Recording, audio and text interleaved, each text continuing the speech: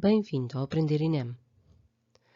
Agora, vamos seguir para uma apresentação sobre as fases do socorro à vítima em PCR. Objetivos. Pretende-se com esta apresentação discriminar quais as medidas de alto desempenho implementadas pelas equipas de emergência em cada fase do socorro à vítima em PCR. Sendo conhecimento geral que já existe um algoritmo de suporte básico de vida e desfibrilação automática externa, pretende-se agora particularizar alguns aspectos, nomeadamente em distribuição de funções, para assim conseguirmos chegar ao alto desempenho. O reanimador 1, o R1, irá fazer particularidades que o R2 não fará. E aquilo que se pretende então é que assegurem os dois condições de segurança e o R1 faz a abordagem, assegurando o estado de consciência, permeabilizando a via aérea e fazendo o voz durante 10 segundos. Enquanto isso, o R2 estará a fazer a preparação do espaço, da vítima e do material necessário. É importante assegurar que existe uma zona livre para a colocação do material no chão, próximo da vítima, que existe um material disponível para começar a ser utilizado assim que houver indicação por parte do R1. Assumindo a paragem cardiorrespiratória, o R1 irá ligar DAE, colocar as mãos no tórax e identificar então os critérios de segurança para a desfibrilação no tórax, que são eles: pensos transdérmicos, pacemakers ao CDI, pelos em excesso e pele úmida. De seguida colocará então os elétrodos segundo a recomendação do fabricante.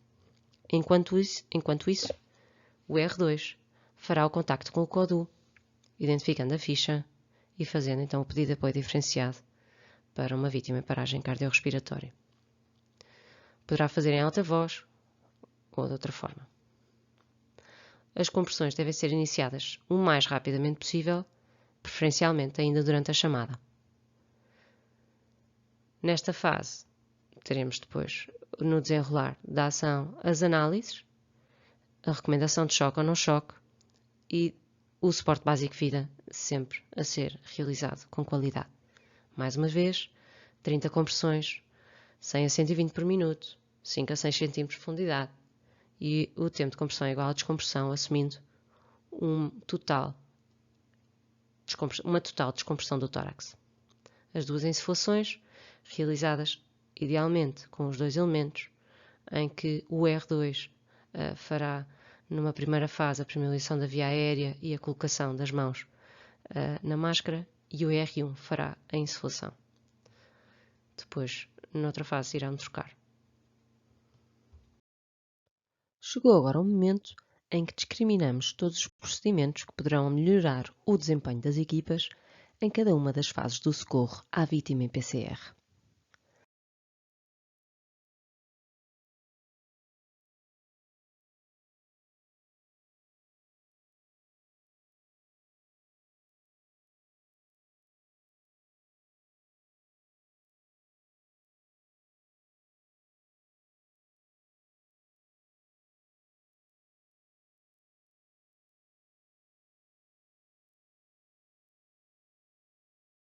Teremos a primeira fase, status 1, recepção da ocorrência.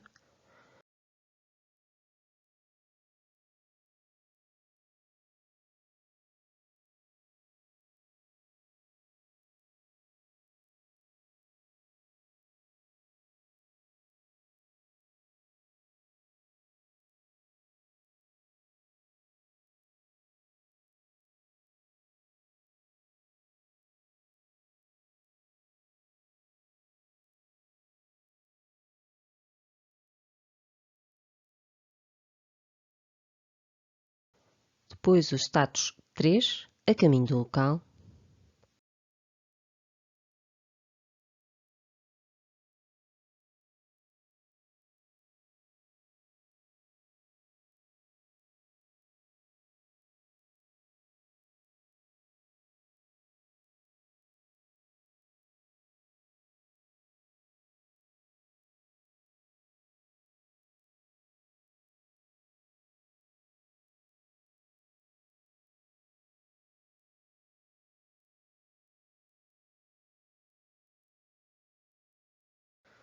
O status 4, chegada ao local.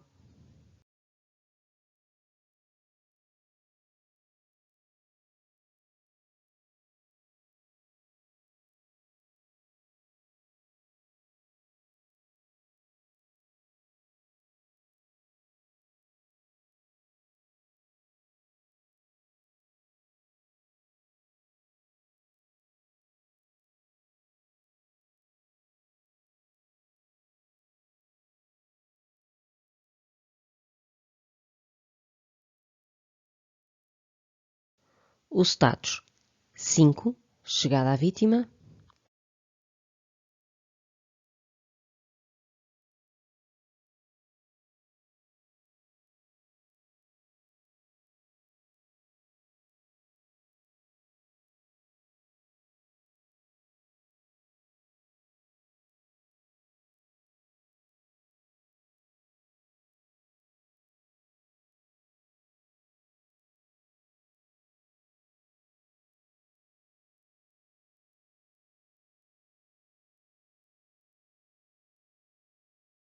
E mantendo o status 5, a chegada da equipa de ajuda diferenciada.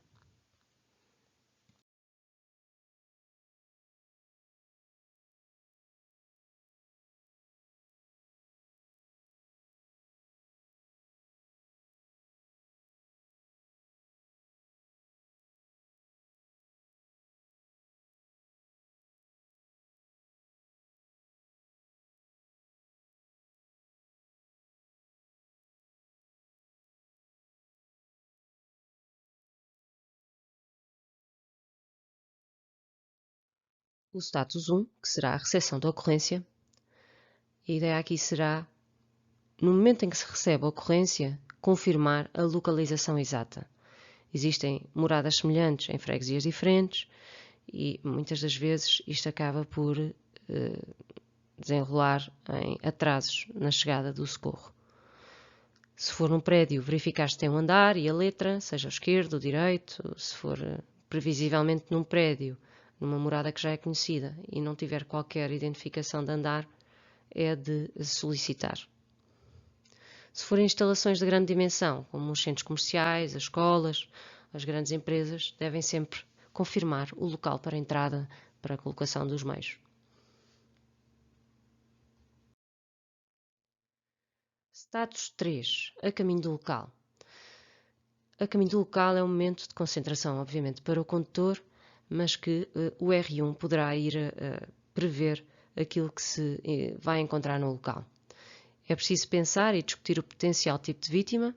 Se for uma identificação de uma vítima em PCR, à partida, pode-se logo pensar em medidas específicas para a paragem, mas se for uma vítima com uma dispneia ou uma alteração de estado de consciência, devem ir pensando no que é que poderá estar a acontecer. É essencial distribuir tarefas. Por dois elementos é fácil, R1 e R2 já fomos abordando nos slides anteriores. Se existir o terceiro elemento, ele deve integrar também o suporte básico de vida. Pode-se ir preparando o EPI adequado, nomeadamente o R1, que estará mais disponível, e este mesmo também poderá separar aquilo que for solicitado pelo R2. Poderá ser feita também uma antevisão de possíveis cenários.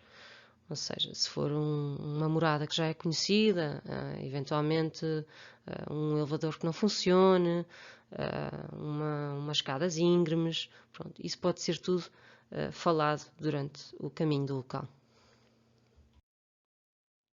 À chegada ao local, status 4, existe equipamento obrigatório que deve ser levado pela equipa.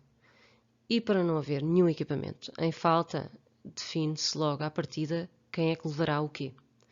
O R1 deve levar a mala de abordagem e o DAE, e o R2 a garrafa de oxigênio e o aspirador. Deve-se optar por garrafa de oxigênio portátil com pelo menos 100 bares. Isto quer dizer que numa paragem cardiorrespiratória, com uma garrafa com 100 bares, aquilo que vamos ter durante oxigênio à partida com 15 litros por minuto, que é o que é suposto, vamos ter sensivelmente 20 minutos de disponibilidade de oxigênio. Portanto, menos que isso não é de todo recomendado, vai implicar mais atrasos e movimentações de profissionais de um lado para o outro. Uma particularidade em relação ao DAE, este já deve ter, se possível, o conector ligado ao equipamento. Sempre que possível, deve ser assegurado, porque diminui a exposição a impurezas, se estiver já no local adequado, e, obviamente, também irá diminuir perdas de tempo e vai acelerar o processo da conexão dos elétrodos. Não deve ser atrasada a abordagem, até porque não interessa propriamente se vai apoio diferenciado ou se não vai apoio diferenciado ou se vão outros meios, interessa sim chegar o mais rapidamente possível à vítima, enquanto, se possível, é recolhida alguma informação clínica a caminho da mesma.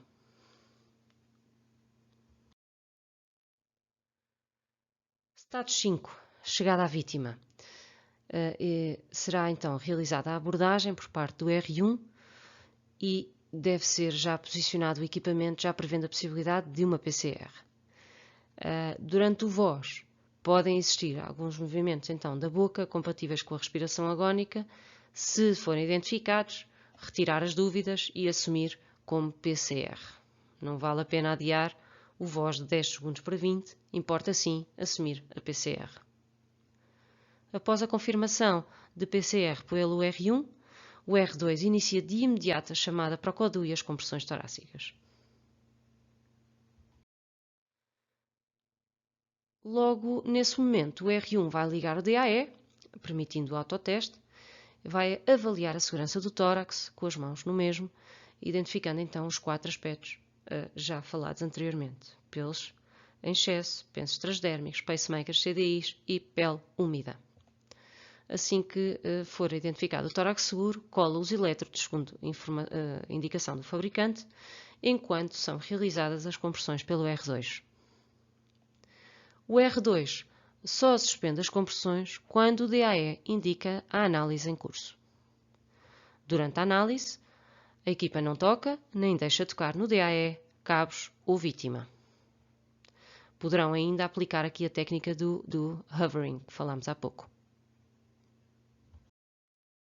Se choque recomendado, o R2 inicia compressões durante a carga e o R1 localiza o botão, olhando para o mesmo, confirmando que tem o dedo em cima do botão, confirma a segurança, olhando para um lado e para o outro, assegurando que ninguém está a tocar na vítima, interrompe as compressões do R2 apenas para pressionar o botão de desfibrilação, que deve iniciar imediatamente a seguir as compressões de qualidade, sendo realizadas neste caso pelo R1. Enquanto o R1 executa compressões, o R2 vai preparar o material de via aérea, sendo este o tubo orofaríngeo, medido e confirmado, colocado, o insuflador manual conectado ao oxigênio a 15 litros por minuto e o insuflador também conectado à máscara de tamanho adequado, com o filtro EPA entre eles. O R2 deve posicionar-se para fixar e selar a máscara à vítima, mantendo a via aérea permeável, utilizando então as suas mãos com a técnica do C com o E, tal como vem no manual do suporte básico de vida e desfibrilação. O R1 insufla, se possível, com uma mão, mantendo a segunda no local das compressões. Se não for de todo possível, deve assegurar uma insuflação eficaz. As duas insuflações devem ter a duração de 1 segundo cada e, idealmente, não exceder os 5 segundos, embora, no âmbito do suporte básico de vida e desfibrilação, esteja contemplado os 10 segundos como limite. O R1 e o R2 só suspendem manobras quando o DAE indica análise em curso. Se choque não recomendado, R2 inicia de imediato compressões sem aguardar as indicações do DAE para iniciar reanimação cardiopulmonar. O R1 posiciona-se na via aérea e programa as ações seguintes, como por exemplo o transporte em manobras. Mantendo o status 5, chega o apoio diferenciado. Neste momento, o R2 deve ficar em manobras, enquanto o R1 fica disponível para transmitir a informação relevante à equipa do apoio diferenciado. A quando da chegada da equipa diferenciada, todos os procedimentos passam a ser geridos pelo team leader da mesma. O R1 deve avaliar e questionar o team leader da equipa de apoio diferenciado qual o melhor momento para trocar o cabo ou os elétrodos multifunções. A partir do momento em que existe a via aérea na vítima, máscara laríngea ou tubo endotraqueal, passa-se a realizar compressões contínuas, 100 por minuto. Em suma, tivemos acesso a algumas medidas que poderão ser implementadas desde já nas 5 diferentes fases da abordagem à vítima em PCR. Obviamente, com treino e com planeamento, poderemos ser todos equipas de alto desempenho. E agora? Está pronto para iniciar o desafio como operacional?